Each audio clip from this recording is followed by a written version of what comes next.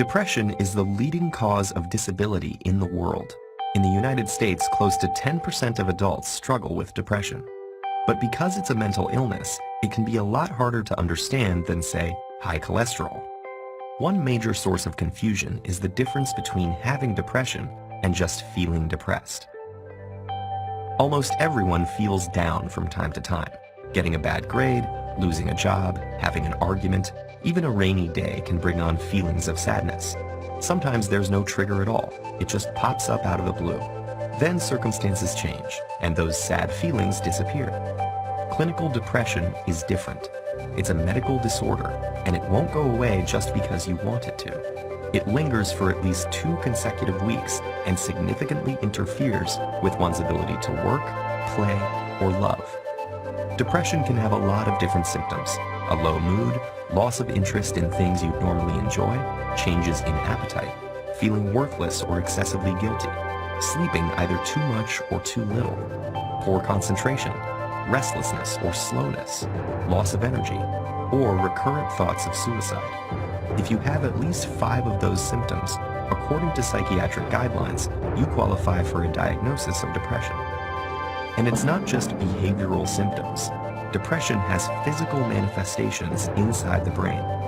First of all, there are changes that could be seen with the naked eye and X-ray vision.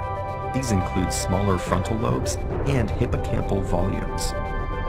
On a more micro scale, depression is associated with a few things: the abnormal transmission or depletion of certain neurotransmitters, especially serotonin, norepinephrine, and dopamine, blunted circadian rhythms, or specific changes in the REM and slow wave parts of your sleep cycle, and hormone abnormalities, such as high cortisol and deregulation of thyroid hormones. But neuroscientists still don't have a complete picture of what causes depression. It seems to have to do with a complex interaction between genes and environment, but we don't have a diagnostic tool that can accurately predict where or when it will show up. And because depression's symptoms are intangible, it's hard to know who might look fine but is actually struggling. According to the National Institute of Mental Health, it takes the average person suffering with a mental illness over 10 years to ask for help.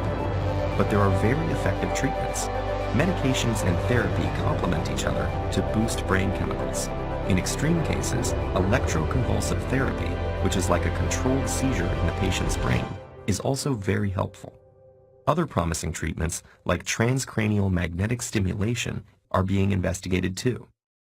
So if you know someone struggling with depression, encourage them, gently, to seek out some of these options.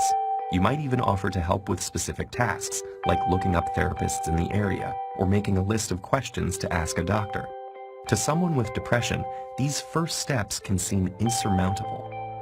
If they feel guilty or ashamed, point out that depression is a medical condition, just like asthma or diabetes. It's not a weakness or a personality trait, and they shouldn't expect themselves to just get over it, any more than they could will themselves to get over a broken arm.